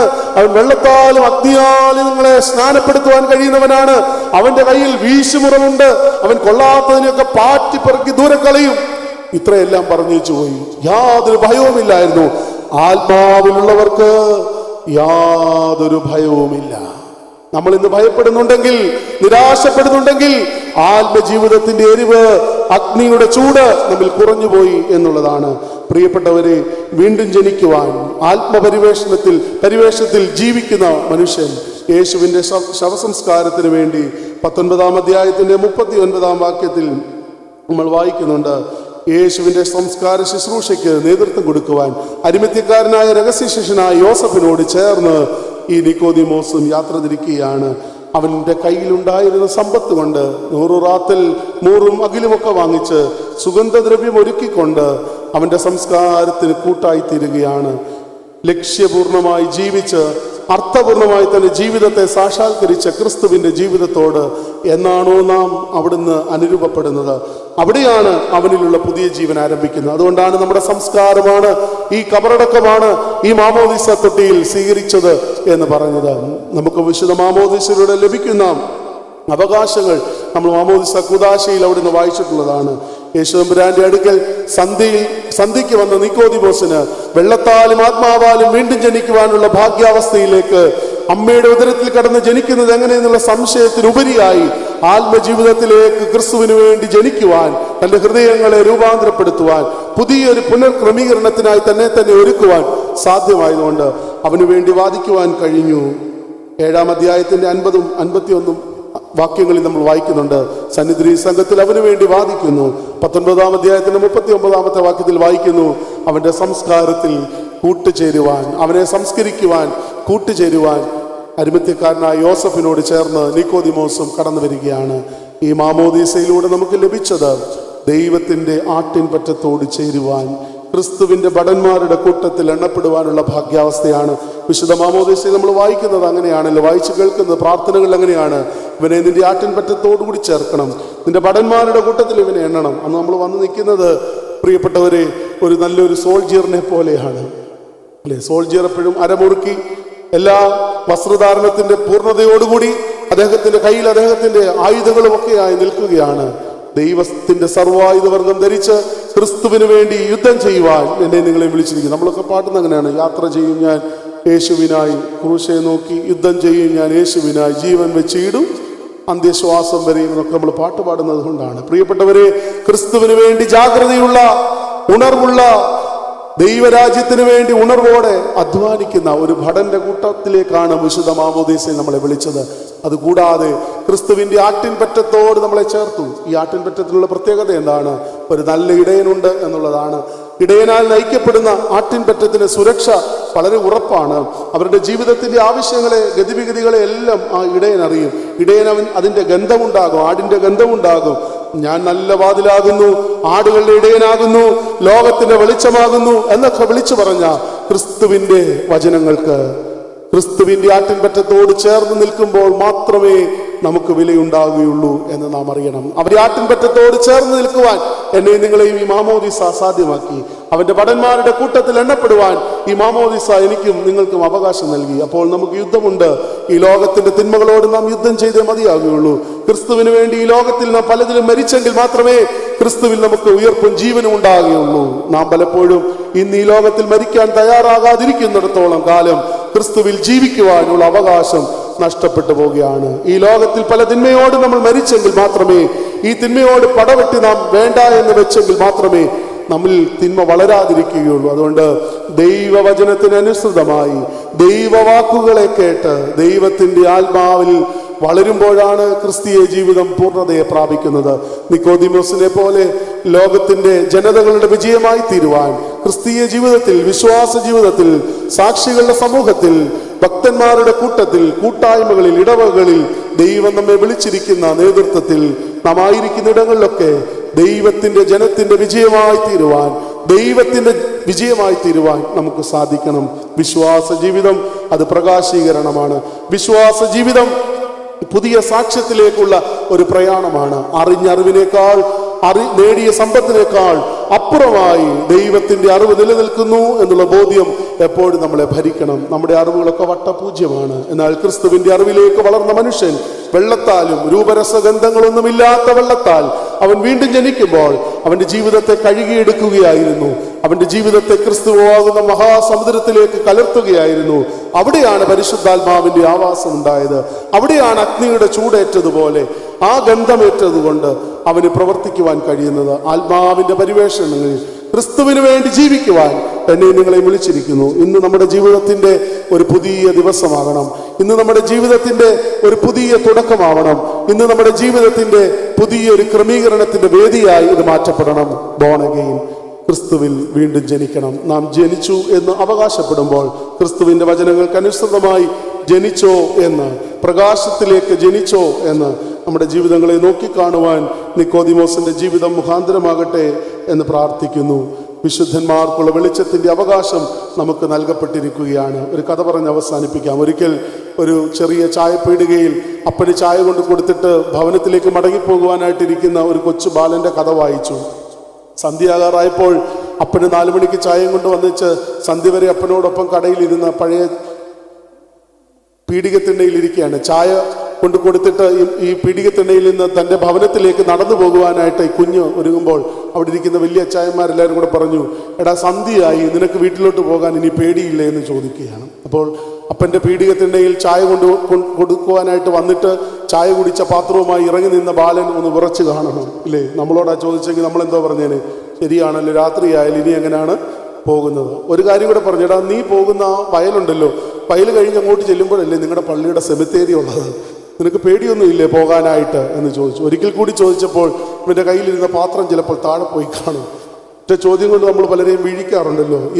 ഈ കൊച്ചുബാലൻ പേടിച്ചരണ്ടോ, തൻ്റെ അപ്പൻ്റെ പീഡികത്തിണ്ണയിൽ നിന്ന് അപ്പന് കൊണ്ടുവന്ന ചായ കൊടുത്തിട്ട് ഈ പാത്രവുമായിട്ട് വീട്ടിലേക്ക് പോകാൻ ഇറങ്ങി നിൽക്കുന്ന ബാലനോടുള്ള ചോദ്യം അവനെ ഭയപ്പെടുത്തി കാണും എന്നാണ് കഥയിൽ വിചാരിച്ചത്. എന്നാൽ ആ മകൻ ദൂരേക്ക് കൈ ചൂണ്ടി. അവിടെ ഇരുന്ന എല്ലാവരും അവൻ്റെ വിരലിൻ്റെ അറ്റത്തേക്ക് നോക്കി. അവൻ പറഞ്ഞു, അങ്ങോട്ട് നോക്കിക്കേ, നിങ്ങൾ ആ വെളിച്ചം കാണുന്നുണ്ടോ? സന്ധ്യയാകാറായപ്പോൾ എൻ്റെ അമ്മ എൻ്റെ വീടിൻ്റെ ഉമ്മറപ്പടിയിൽ തൂക്കിയ റാന്തൽ വിളക്കിൻ്റെ വെട്ടമാണ് കാണുന്നത്. ഞാൻ എന്തിനു ഭയക്കണം? ആ വെളിച്ചത്തെ നോക്കിയാണ് ഞാൻ യാത്ര ചെയ്തിരിക്കുന്നത്. എനിക്കറിയാം എൻ്റെ ലക്ഷ്യം അവിടെയാണ്. എൻ്റെ അമ്മ തെളിയിച്ചിരിക്കുന്ന വിളക്കിൻ്റെ പ്രകാശത്തിലേക്കാണ് ഞാൻ ചെല്ലാൻ പോകുന്നത്. ഓരോ യാത്രയ്ക്കും നമ്മുടെ മുൻപിൽ തെളിയിക്കപ്പെട്ട ഒരു വെളിച്ചമുണ്ട്. ക്രിസ്തുവാകുന്ന വെളിച്ചം എന്നും നമുക്ക് മാർഗദീപമാണ്. നമ്മുടെ മുൻപിൽ ഇങ്ങനെ എരിഞ്ഞടങ്ങാതെ പ്രകാശിക്കുകയാണ്. ആ പ്രകാശത്തോട് ചേർന്ന് പ്രകാശിച്ചു കൊള്ളാമെന്നുള്ള ഉത്തരവാദിത്വം നമ്മൾ ഒന്നുകൂടി പ്രതിഷ്ഠിക്കുന്നതാണ് ഓരോ വിശുദ്ധ കുർബാനയിലും മെഴുകുതിരികൾക്ക് ചേർത്ത് കത്തിച്ച് നാം പ്രാർത്ഥനകൾ നിർവഹിക്കുന്നത്. ക്രിസ്തുവാകുന്ന ലോകത്തിൻ്റെ വെളിച്ചത്തോട് ചേർന്ന് പ്രകാശിക്കുവാൻ നമ്മളെല്ലാവരും ദൈവം ഒരുക്കട്ടെ. വെള്ളത്താലും ആത്മാവാലും വീണ്ടും ജന്മം പ്രാപിച്ച് ദൈവീകരണത്തിൻ്റെ പുതിയ അനുഭവങ്ങളിൽ ആത്മജീവിതത്തിൽ പരിലസിക്കുവാനും ദൈവിക സാക്ഷ്യമുള്ളവരായി അനേകരുടെ ജീവിതങ്ങൾക്ക് ദൈവത്തിന് വേണ്ടി വാദിക്കുവാനും അവനോടുകൂടെ ജീവിച്ച് നമ്മുടെ ആയുസ്സിനെ തികപ്പാനും അവനിലെ നിത്യജീവനെ അനുഭവമാക്കുവാനും ദൈവം സഹായിക്കട്ടെ. പരിശുദ്ധ റൂഹായാം ദൈവം എല്ലാവരെയും അതിനൊരുക്കട്ടെ എന്ന് പ്രാർത്ഥിക്കുന്നു. എല്ലാ പ്രിയപ്പെട്ട വൈദിക ശ്രേഷ്ഠരോടുള്ള സ്നേഹവും സന്തോഷവും പ്രത്യേകമായി എന്നെ ഈ ശുശ്രൂഷയിലേക്ക് ക്ഷണിച്ചതിൽ അറിയിക്കുന്നു. കടന്നു വന്നിട്ട് എല്ലാവരെയും ദൈവസന്നിധിയിൽ പ്രത്യേകമായി ഓർക്കുന്നു. ക്ഷമയോടും ശ്രദ്ധയോടും എല്ലാവരും ഈ വചനങ്ങൾക്ക് വേണ്ടി കാതോർത്തല്ലോ. ദൈവത്തിൻ്റെ പരിശുദ്ധാത്മാവ് എല്ലാവരെയും സഹായിക്കട്ടെ. ബലഹീനായ നിങ്ങളുടെ പ്രാർത്ഥനയിൽ ഓർക്കണമേ.